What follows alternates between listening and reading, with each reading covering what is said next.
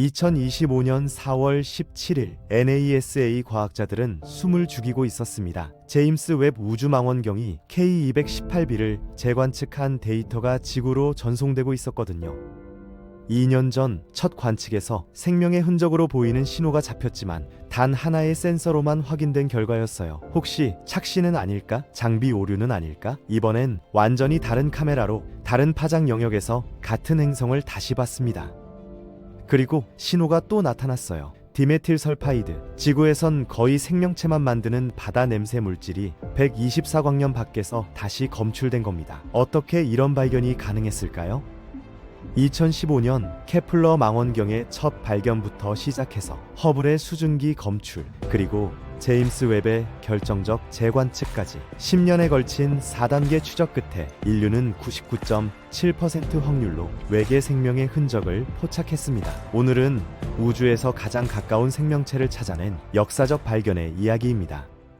모든 건 2015년부터 시작됐어요. 케플러 우주망원경이 우주 깊은 곳을 탐사하면서 1200개가 넘는 먼 행성들을 찾아냈는데 그 중에서도 특히 과학자들의 시선을 사로잡은 행성이 하나 있었죠. 크기는 지구의 2.5배, 무게는 거의 9배에 달하는 이 거대한 행성에 과학자들은 K238b라는 이름을 붙였습니다.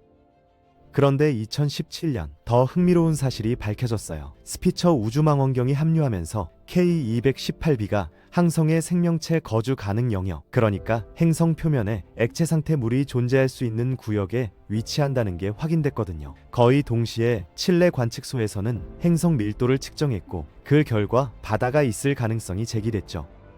그리고 2019년 허블 우주망원경이 결정적인 발견을 해냅니다. K218b 대기에서 수증기를 검출한 겁니다. 심해 생명체 존재 가능성은 더 이상 공상과학 소설 속 이야기가 아니었어요. 희망은 서서히 현실이 되어가고 있었죠. 그렇게 시간이 흘러 2023년 인류 역사상 가장 강력한 망원경인 제임스 웹 우주망원경이 작동을 시작했습니다. 이 망원경의 센서가 포착한 건 과학자들조차 깜짝 놀랄 만한 것이었어요. 생명의 냄새가 감지된 겁니다. 디메틸 설파이드라는 화학물질의 흔적이 발견됐거든요. 이 물질은 극히 드문 예외를 제외하면 지구에서 거의 항상 생명체에 의해 만들어집니다. 예를 들어 피톨란톤 같은 해양 미생물들이 분해되면서 이 물질을 만들어내는데, 만약 K218b에서도 같은 방식으로 생성된 거라면 우리는 지구 밖 생명체의 첫 번째 흔적을 발견한 셈이 되는 거예요. 하지만 문제는 이 가스가 생명이 아니라 착시일 수도 있다는 겁니다. 측정 오류일 가능성도 배제할 수 없었거든요. 특히 첫 관측은 제임스 웹 망원경의 근저외선 카메라 하나만으로 이뤄졌는데 그 영역에서는 디메틸 설파이드를 메탄 같은 다른 물질과 구분하기가 매우 어려웠어요. 첫 단서는 어두운 CCTV 한 대로 본 것과 같았던 거죠. 과학자들은 당연한 의문에 직면했습니다. 혹시 장비에 문제가 있는 건 아닐까? 이를 확인하려면 다른 장비로 다시 한번 관측해야 했어요. 두 개의 독립적인 장비에서 같은 결과가 나온다면 그때 진짜 발견이라고 선언할 수 있을 테니까요. 2025년 4월 17일 과학자들이 기다리던 재현의 순간이 찾아옵니다. 제임스 웹 우주망원경은 완전히 다른 장비로 재관측했어요. 이번엔 중저외선 영역에서 작동하는 카메라를 사용했죠. 같은 글씨를 다른 조명에서 다시 읽는 것과 같았습니다. 결과는 놀라웠어요. 디메틸 설파이드 흔적이 다시 검출됐고 농도는 지구보다 1000배나 높은 것으로 추정됐거든요.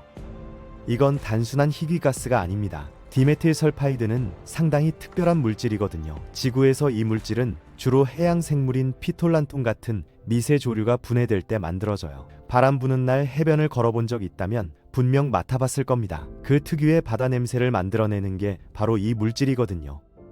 하지만 중요한 건 냄새가 아니라 이 기체의 특성입니다. 대기 중에서 매우 불안정해서 햇빛과 산소에 의해 빠르게 분해되거든요. 며칠밖에 존재하지 못하죠. 대기에서 며칠밖에 못 버티는 가스가 왜 124광년 밖 우주에서 보일까요? 누군가 계속 만들고 있다는 뜻입니다.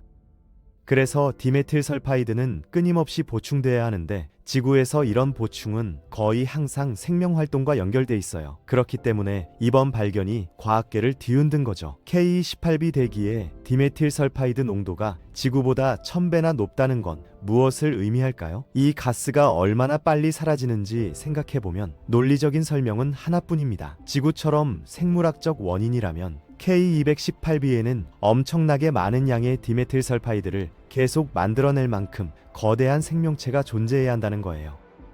124광년 떨어진 곳에서 이 가스를 탐지한다는 게 공상과학처럼 들리지만 제임스 웹 망원경은 놀라운 방법으로 이걸 현실로 만들었습니다. K218b가 항성 앞을 지나갈 때마다 항성 빛의 일부가 행성 대기를 통과하거든요. 아주 작은 빛이지만 이 빛에는 엄청난 정보가 담겨 있어요. 대기가 필터처럼 작용하면서 존재하는 기체 종류에 따라 특정 파장의 빛을 흡수하기 때문이죠. 빛 스펙트럼의 이런 변화는 행성이 남긴 단서와 같고 망원경은 이걸 포착해서 지구로 전송합니다.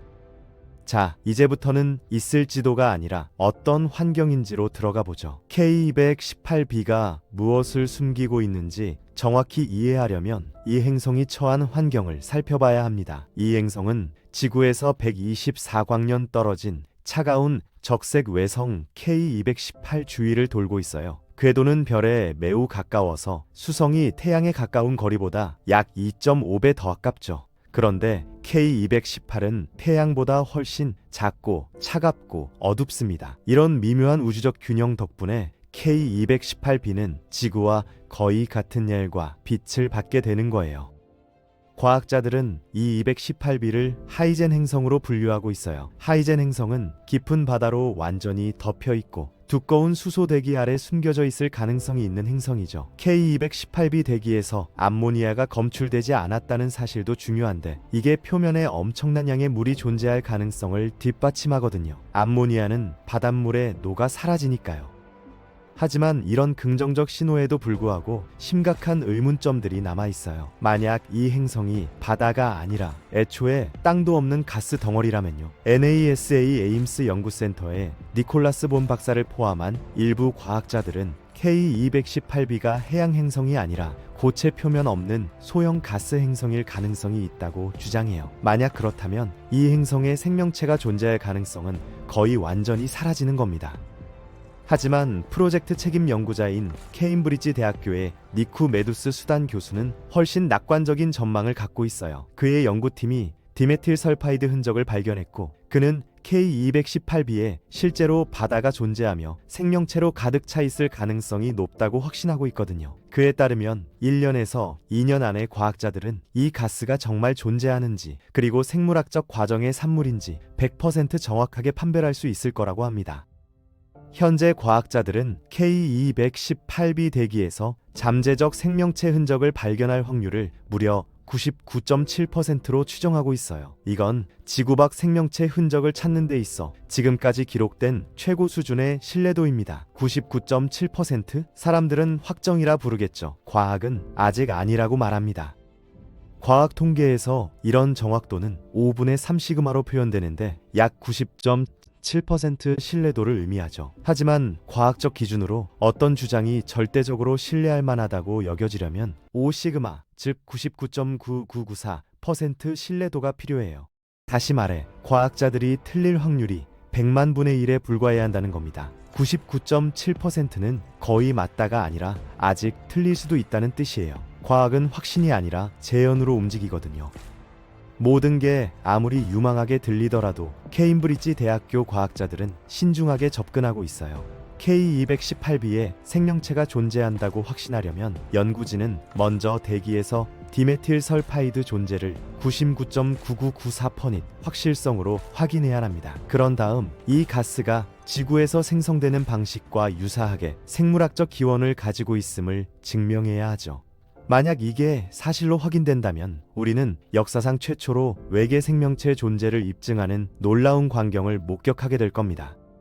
하지만 더욱 놀라운 건 외계 생명체 존재 자체가 아니라 그 위치가 어디인지입니다. 124광년은 우주 기준으로 옆집입니다. 그런데 인류에겐 영원히 못 가는 옆집일 수도 있어요. 우주는 930억 광년에 걸쳐 펼쳐져 있거든요. 만약 불과 124광년 떨어진 행성에서 생명체가 발견된다면 이건 마치 우주 전체가 당신 고향이고 당신이 그토록 찾던 게 당신 아파트 빈방에 있었다고 말하는 것과 같아요. 이는 만약 우주 어딘가에 생명체가 존재한다면 그 생명체는 어디에든 존재할 수 있다는 걸 의미합니다.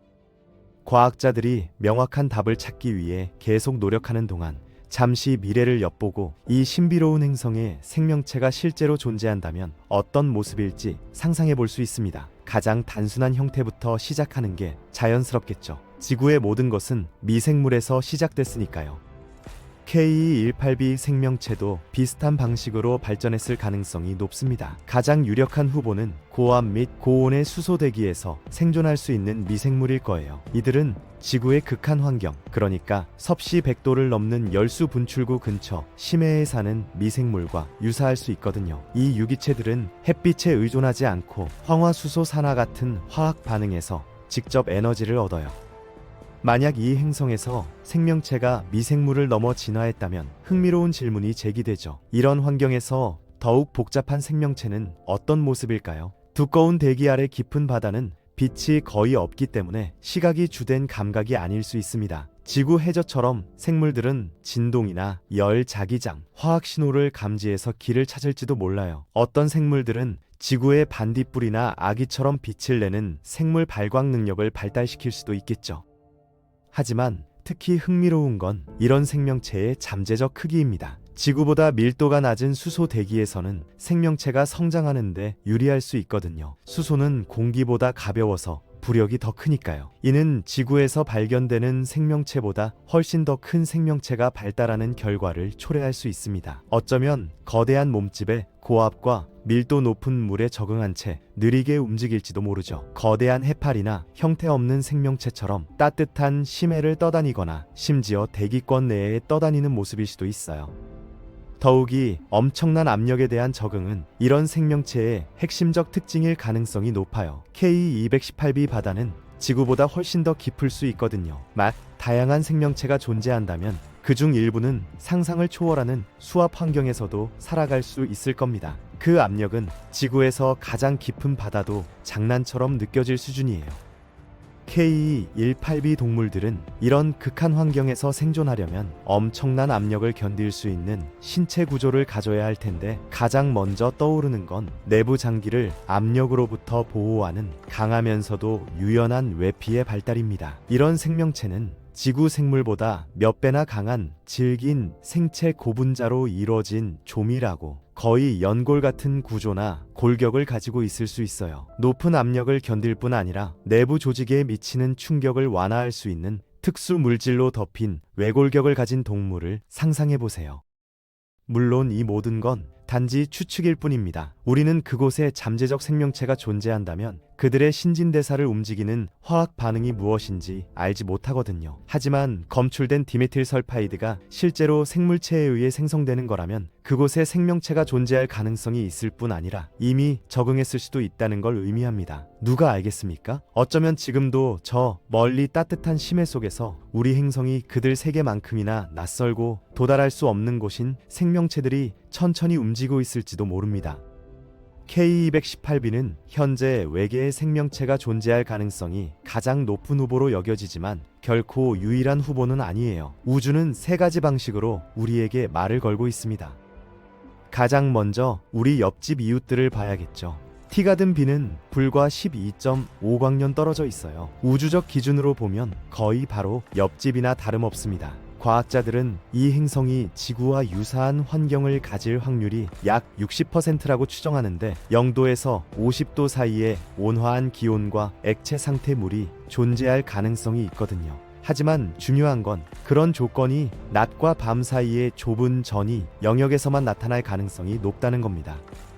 행성은 항상 같은 면으로 항성을 향하고 있어서 절반은 영원한 낮에, 나머지 절반은 영원한 어둠 속에 있거든요. 이 두 극단적 세계의 경계선 바로 위에 영원한 황혼지대가 존재하는데 이곳에서는 온화한 기후가 유지될 수 있고 생명체가 존재할 가능성이 있어요. TOI-700D도 주목할 만합니다. 이 행성은 지구에서 약 101광년 떨어져 있고 2020년 발견됐어요. 티가든 B와 달리 TOI 700D는 아직 완전히 고정되지 않았을 가능성이 있어서 여전히 낮과 밤의 주기를 경험할 수 있거든요. 이는 더욱 안정적이며 생명체가 살기에 적합한 기후를 만들어냈습니다. 계산에 따르면 표면 온도는 약 영하 4도 정도일 거라고 하는데 꽤 춥지만 극단적으로 추운 온도는 아니죠. 만약 이 행성에 온실 효과가 조금이라도 있다면 훨씬 더 온화한 환경이 될 수도 있어요. 그런데 우주에는 살기 좋은 행성만 있는 게 아니에요. WASP-76b 같은 곳에서는 철이 비처럼 내립니다. 이 행성은 항성에 단단히 고정돼 있어서 낮 쪽 온도는 섭씨 2350도에 달해요. 이 정도 온도면 철 같은 금속이 대기 중으로 증발하기에 충분하죠. 뒷면은 앞면보다 거의 2배나 춥기 때문에 극심한 온도 차이로 강한 바람이 불게 되는데 그 결과 행성의 더 뜨거운 부분에서 발생한 철 증기가 바람에 실려 더 차가운 쪽으로 이동합니다. 그리고 이 증기가 식으면서 녹은 철이 비처럼 내리는 거예요. 그리고 우주에는 우리 상상을 뛰어넘는 기묘한 세계들도 있어요. WASP-107b는 크기는 목성과 비슷하지만 질량은 지구의 30배에 불과합니다. 목성은 지구보다 질량이 300배나 큰데 말이죠. 밀도가 매우 낮아서 마치 우주에 떠있는 마시멜로 같다고 할 수 있어요. 또 다른 행성 PSRJ-7191-438b는 한때 별이었는데 훨씬 더 질량이 큰 근처 펄서에 의해 외피층이 벗겨져 나갔고 그 결과 탄소로 이뤄진 별의 잔해가 남아 우리 지구의 약 5배 크기의 다이아몬드 행성으로 변모했어요. 우주의 광활함은 상상조차 할 수 없는데 이 MASS J2226은 그 살아있는 증거예요. 이 행성은 항성으로부터 1조 킬로미터 떨어진 거리에서 공전하는데 이는 지구와 태양 사이 거리의 약 7,000배에 달합니다. 이처럼 거대한 공전 궤도 때문에 이 외계 행성에서의 1년은 지구 시간으로 약 90만 년에 해당하죠. 만약 우리가 어떤 방법으로든 삼중성계 행성 KOI 5AB에 도착해서 우주선으로 대기권 가장자리에 머무를 수 있다면 숨 막힐 듯 아름답고 특이한 광경들을 목격할 수 있을 겁니다. 태양이 하나가 아니라 2개 보일 텐데 하나는 우리 태양보다 11배나 크고 다른 하나는 훨씬 작아서 우리 태양 밝기의 약 0.5% 정도밖에 되지 않을 거예요. 하지만 그럼에도 불구하고 더 작은 별은 지구 보름달보다 1000배나 더 밝게 빛날 겁니다. 이 외계 행성들이 아무리 특이하더라도 우리 우주에는 훨씬 더 기이한 천체들이 존재할 가능성이 있어요. 일부 과학자들은 블랙홀 주변의 가스와 먼지 입자들이 충돌하여 형성되는 행성들이 실제로 존재할 수 있다고 믿거든요. 우주에는 거리뿐 아니라 창의력의 측면에서도 한계가 없습니다. 천문학자들은 때때로 우리가 사는 곳에 대한 제한된 상상력을 넓혀주는 놀라운 우주 물체들을 발견하죠. 태양계의 모든 행성을 발견하는 데는 오랜 시간이 걸렸고 그 행성들은 여전히 놀라운 특성으로 우리를 놀라게 하고 있습니다. 그러니 앞으로 알려진 5,000개의 외계 행성에 대해 얼마나 더 놀라운 발견들이 우리를 기다리고 있을지 누가 알겠습니까? K218b가 생명이라면 우주는 비어있지 않습니다. 그리고 이건 시작에 불과합니다. 향후 1~2년 안에 제임스 웹은 더 정밀한 관측을 진행할 것이고 99.77%는 99.9994%가 될 겁니다. 그때 인류는 역사상 최초로 외계 생명체 존재를 공식 선언하게 되겠죠. 그리고 다음 질문이 시작됩니다. 생명이 있다면 지능은? 우주는 이제 막 우리에게 말을 걸기 시작했습니다.